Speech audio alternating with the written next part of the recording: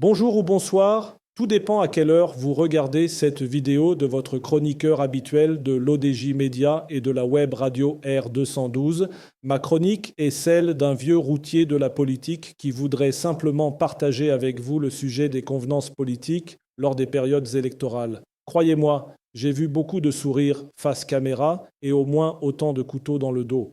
On peut toujours rêver d'une campagne électorale où les candidats parleraient vrai, où les alliances se noueraient au grand jour, où les désaccords se diraient franchement, sans phare.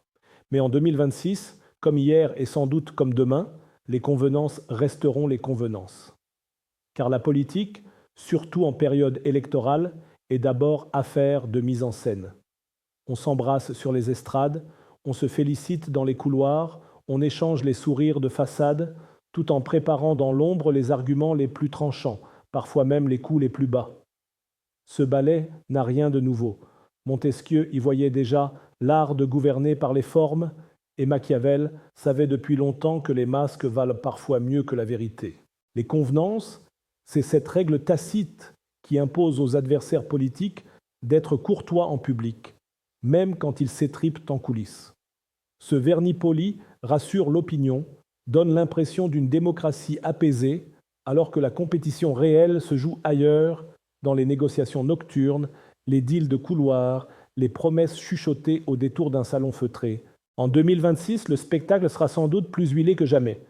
Les électeurs verront des ennemis jurés posés ensemble pour la photo de famille.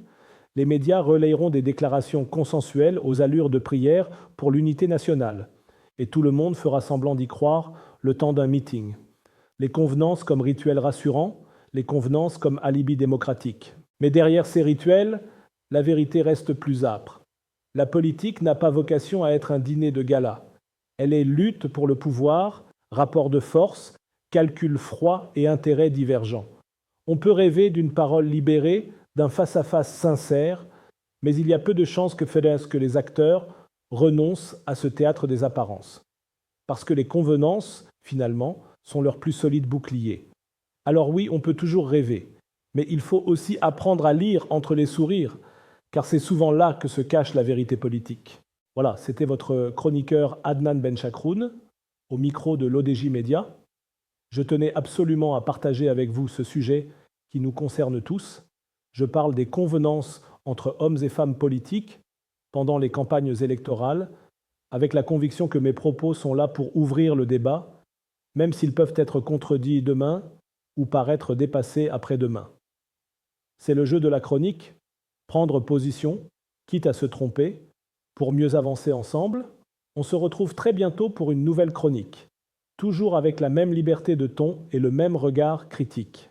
À la prochaine, si vous le voulez bien, et n'oubliez pas de vous abonner à notre chaîne YouTube LODJ24 pour ne rien rater. Vous êtes chaque jour plus nombreux à nous suivre et c'est ce qui donne tout son sens à cette aventure.